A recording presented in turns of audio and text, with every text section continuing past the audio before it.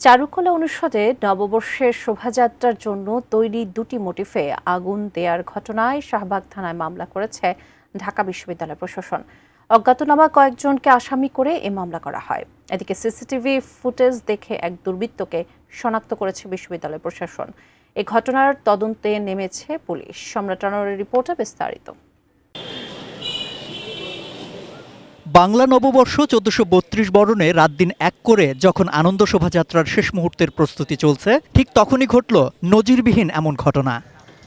শনিবার ভোর ৫টার দিকে আনন্দ শোভাযাত্রার দুটি মোটিফ পুড়িয়ে দেয় দুর্বৃত্তরা, যাদের একটি ফ্যাসিস্টের মুখাবয়ব এবং একটি শান্তির প্রতীক পায়রা। এ ঘটনায় হতবাক শিল্পী এবং কলাকুশলীরা।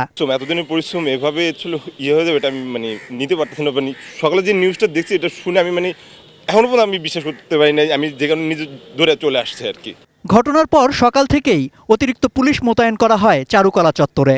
গোয়েন্দা পুলিশের পাশাপাশি বিভিন্ন সংস্থাও তদন্তে নামে। যে এখানে আগুনটা লাগাইছে তারে ডিটেক্ট করতে পারলে তার মাস্টার মাইন্ড কারা বা এটার সাথে কারা জড়িত, এইটার ডিটেইল আমরা পরে বলতে পারবো। কাঠ ও পিভিসি ম্যাটেরিয়ালের সংমিশ্রণে তৈরি আধুনিক আরএফএল উডিডোর, কাঠের চেয়েও কঠোর। ঘটনার পরপরই প্রক্টোরিয়াল টিম সহ প্রশাসনিক সব কর্মকর্তা নিয়ে দফায় দফায় বৈঠক করেন ঢাকা বিশ্ববিদ্যালয়ের উপাচার্য। এ নিয়ে ঢাকা বিশ্ববিদ্যালয়ের প্রক্টর জানান, ঘটনাস্থলের আশপাশের সিসিটিভি ফুটেজ দেখে এক দুর্বৃত্তকে শনাক্ত করা হয়েছে। তো যেহেতু সে মাস্ক পরা ছিল, ছবিটা আমাদের কাছে অতটা পরিষ্কার না, বাট এটা নিয়ে কাজ চলছে।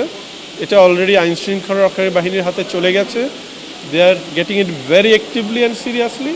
এমন ঘটনা আনন্দ শোভাযাত্রার উদযাপন কমিটিও মানতে পারছে না। এর পেছনে কোনো গোষ্ঠীর দুরভিসন্ধি আছে কিনা সে প্রশ্নও ওঠে। সেই মুহূর্তে কেন পুলিশ এইখানে ছিল না সেটাও কিন্তু আমাদের খতিয়ে দেখতে হবে। এটাকে আমরা একটা পরিকল্পিত নাশকতা এবং ফেসিবাদকে যেন মানুষ ঘৃণা প্রদর্শন না করতে পারে সেই জন্য এই ধরনের একটা আয়োজন করা হয়েছে। আমরা এটার তীব্র নিন্দা জানাচ্ছি। তবে বর্ষবরণ উদযাপনে এর কোনো প্রভাব পড়বে না বলে জানিয়েছেন কমিটির সদস্যরা। ফ্যাসিস্টের মুখাবয়বের মোটিফের বিষয়ে সিদ্ধান্ত না হলেও ইতোমধ্যে আংশিক পুড়িয়ে দেয়া পায়রার মোটিফ নিয়ে বিকেলেই কাজ শুরু হয়েছে। নির্দিষ্ট সময়েই সব আনুষ্ঠানিকতা শেষ হবে বলেও আশাবাদী তারা।